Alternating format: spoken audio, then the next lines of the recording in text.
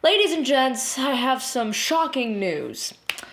Teenage Mutant Ninja Turtles Out of the Shadows was not terrible. Bring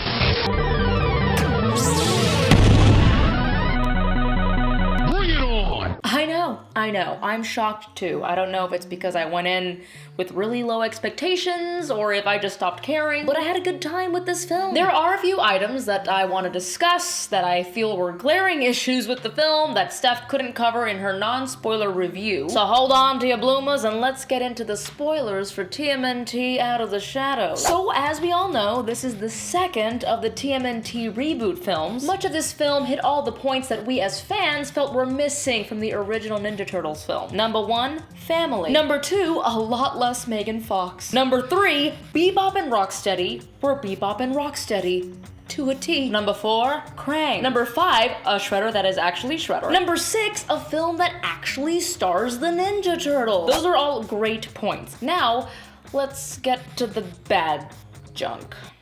Casey fucking Jones. Steven, honey, you sounded like a great choice for our hockey mask wearing son of a bitch, but then you turned too childish. In addition to that, you're a, what, cop? You're a cop now? That's a thing? Why? Plus, being a cop might have helped in the scene where they tried to break into a police precinct. I do not understand this scene for the life of me, because the whole time I'm thinking, wait, isn't he a cop? Why can't he just roll in and be like, oh, hey girl, what's up? I'm a cop, you're a cop, it's cool, I'm just gonna take this evidence because, you know, I'm a cop too, boo-biddy-boo. It made no sense. As for Krang, I know it's a kid's movie, but we get zero explanation as to where he came from other than, let's put Krang in the film. Baxter had a warp gun, which brought him to Krang, but Krang, oddly enough, was like, hey, Shredder, I know you, it's cool, just build this device and bring me over, which he did with the help of Bebop and Rocksteady, which, might I add, are titty confetti levels worth of epic in this film. And I don't throw my titty confetti around lightly, okay? They are the two big giant idiots we all hoped they would be. I especially love the reference to the old cartoon when they're trying to show off to Shredder through a computer screen, and they're all like, hey boss, we did it, we got the thing, and they start fighting for his attention, and he's all like irritated and shit. It made me giggle. As for Shredder, he really didn't do much. He was like more of an organizer. When he finally goes to throw some fists with Krang because, well, Krang basically screws him over, Krang is basically like, Please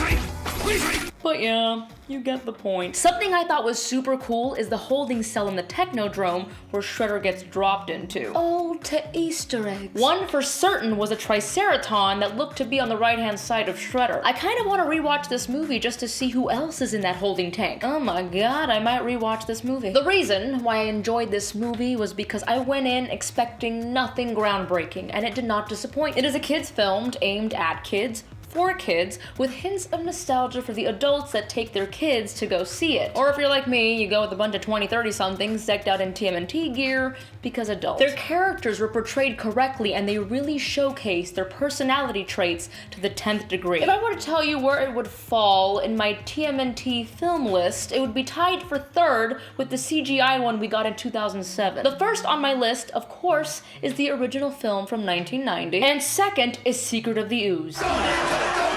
If I could count Coming Out of Their Shells as a film, I would, just to push the original Michael Bay film deeper into a dark hole. There were some continuity issues, like when they storm the police station and they suddenly become afraid of guns. Yet in the first film, Raphael gets shot like 6 times and nothing happens because he's apparently bulletproof. So. Also, I know it was mentioned in the first film, but why do you gotta remind us of the fact that April named the turtles in the sequel? I hate that story arc. Please don't remind us again.